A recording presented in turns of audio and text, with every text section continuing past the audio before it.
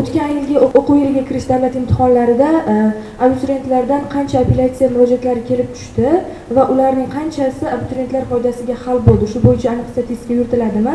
Apellyatsiya masalasida albatta bizda statistika yuritiladi.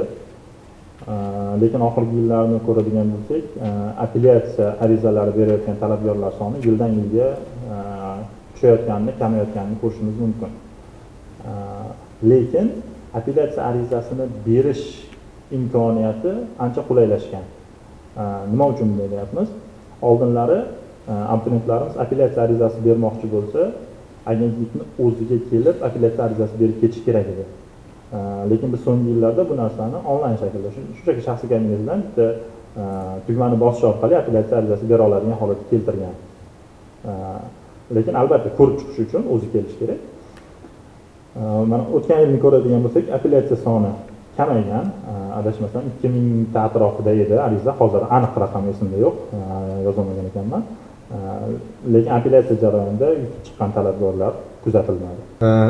Haqiqatan ham yildan yilga apellyatsiya soni qisqarib boryapti. Undan tashqari yana bilim malakalarini baholash agentligi tomonidan qulaylik yaratilyapti. Masalan, bitta misol kelib aytishimiz mumkin. Qoraqalpoq Respublikasidan kelib shu yerda apellyatsiya jarayonida ishtirok etiladi. Hozir mana 2 yildan biz shu narsani yo'lga qo'ydikki, o'sha apellyatsiya bergan abituriyentimiz bevosita o'sha joyda Qoraqalpoq Respublikamiz o'zida apellyatsiyaga ishtirok etishi mumkin. Bu yoqqa Toshkentga kelib o'tirish shart emas. Bu xuddi shunday hozir amaliyotni biz uzoq hududlarga qo'llash ustida ish olib boryapmiz. Bu hozir Surxondaryo viloyatidan kelib ketish og'ir bo'lib turibdi, Xorazmdan. Aytmoqchimanki, shu onlayn tarzda ham apellyatsiya jarayonlari ko'rib chiqilyapti. Endi hozir 2000 dan to'g'ri 2000 oshroq bo'ldi. Shuni asosan o'sha test jarayoni bilan bog'liq bo'lgan, savollar bilan bog'liq bo'lgan o'sha abituriyentlar nimasi 2% dan tashkil qilmaydi.